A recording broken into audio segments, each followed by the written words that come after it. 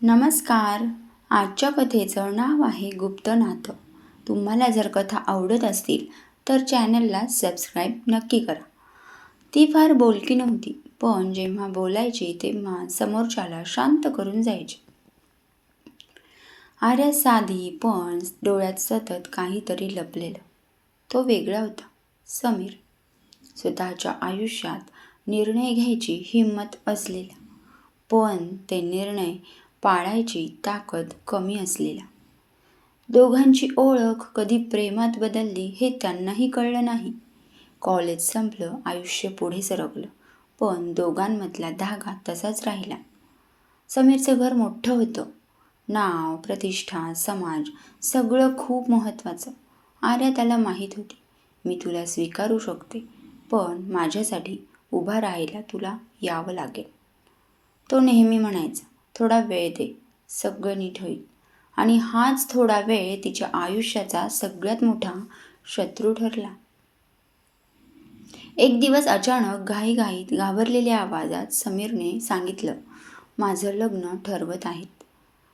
त्या क्षणी आर्याचं काहीतरी आतून तुटलं. रडली नाही, फक्त शांतपणे म्हणाली, मग आपण काय? त्या रात्री दोघांनी एक निर्णय घेतला. कोणालाही न सांगता. कुठलाच जल्लोष नाही. फक्त एक मंदिर, 2 साक्षीदार आणि एक गुप्त लग्न. आर्याला वाटलं, आता तरी मी त्याची बायको आहे. आता तरी मला ओळख मिळेल.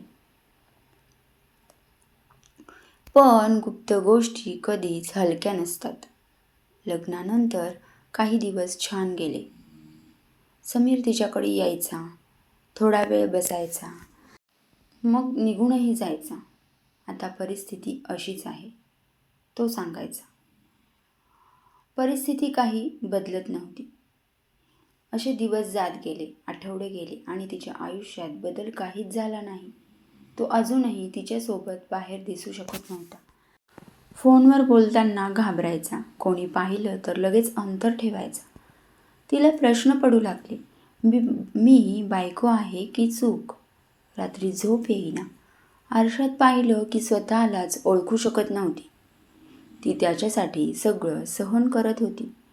एकटेपणा, भीती, अपमान हे सर्व सहन करत होती. एकदा तिने विचारलं, कधी सांगणार आहेस आपल्या लग्नाबद्दल? तर तो चिडला, आता नाही, वेळ चुकीची आहे. त्या वाक्यानंतर आर्याच्या मनात पहिल्यांदा विचार आला, वेळ कधी बरोबर होणार? किती दिवस वेळेची वाट पाहायची? समीरच्या घरात त्याचं दुसरं लग्न जवळ येत होतं. तिला सगळं माहीत होतं, तरीही तो गप्प होता. त्या काळात आर्याला मानसिक त्रास वाढत गेला. कोणी हक्काने हाक मारणारं नव्हतं, कोणी तू माझी आहेस म्हणणारं नव्हतं. फक्त एक गुपित, जे तिचं आयुष्य तिला खात होतं. एक दिवस तिला कळालं, समीरचं लग्न ठरलं आहे. तारखा, तयारी, आनंद सगळं. ती त्याच्यासमोर उभी राहिली. डोळे लाल, आवाज थरथरत, मी कोण आहे तुझ्यासाठी? तो काहीच बोलला नाही. त्या शांततेतच सगळं संपलं. आर्याने पहिल्यांदा स्वतःला विचारलं. तिला जाणवलं, मी प्रेम केलं पण स्वतःला हरवलं. ती निघून गेली. कुठे गेली कुणालाच माहीत नाही. फोन बंद, घर रिकामं. समीरला वाटलं ती परत येईल. ती नेहमीच समजून घ्यायची. पण काही माणसं एकदाच समजून घेतात आणि नंतर कायमची शांत होतात. समीरचं लग्न मोठ्या थाटामाटात झालं. घर आनंदाने भरलेलं होतं. फोटो, हसू, शुभेच्छा सगळं. पण त्या गर्दीत समीर एकटाच होता. त्याच्या मनात कुठेतरी आर्याचा विचार चालू होता. कारण एक कोपरा असा होता जिथे आर्याचा आवाज अजूनही घुमत होता. लग्नानंतर काही आठवड्यांनी एक साधं पाकीट आलं. कोणताही पाठवणाऱ्याचा पत्ता नाही. आत एक वही होती, जुनी, थोडी फाटलेली. पहिल्या पानावर नाव होतं आर्या. आर्या हे नाव पाहताच समीरचे हात अक्षरशः थरथरले. कारण आज नव्या रूपात पुन्हा आर्या त्याच्या आयुष्यात आली होती. वहीत रोजच्या तारखा होत्या, लहान अक्षरात नीटनेटकं लिहिलेलं. आज त्याने मला फोन केला, 2 मिनटं बोलला. पुन्हा वाटलं मी त्याच्यासाठी अजून जिवंत आहे. पान पुढे सरकत गेली. आज रडले, कारण कुणालाच सांगता येत नाही की मी कोणाची बायको आहे. आज आरशात पाहिलं, माझा चेहरा ओळखीचा वाटला नाही. शेवटच्या काही पानावर अक्षरं विस्कळीत होती आणि लिहिलेले होते की मी थकले आहे. दररोज स्वतःला समजावून थकले आहे. मी चुकीची नाही हे मला माहिती आहे, पण शिक्षा मात्र मलाच मिळते. आता शेवटच्या पानावर बघूया काय होते.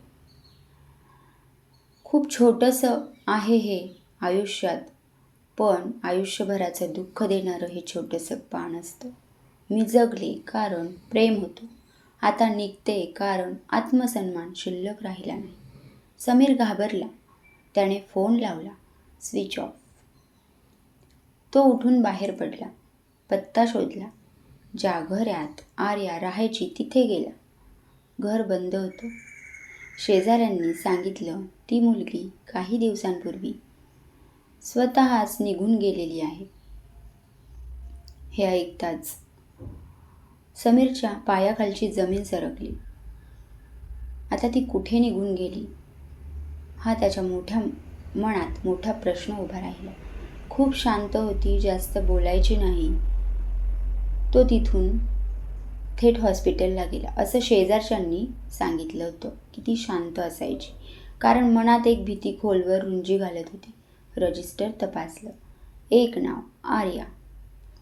कारण अत्याधिक मानसिक तणाव. म्हणजे जेव्हा रजिस्टर तपासलं त्यावेळेस ॲडमिट करण्याचं कारण जर बघितलं तर अत्याधिक मानसिक तणाव आर्यावर आल्या असल्यामुळे तिला दवाखान्यात ॲडमिट करायची वेळ आली होती. त्याच्या लग्नाच्या आदल्या दिवसाचीच तारीख होती. काही प्रेमकथा ब्रेकअपने संपत नाहीत, तर त्या समाजाच्या शांततेत आणि एका मुलीच्या बोललेल्या वेदनेत संपतात.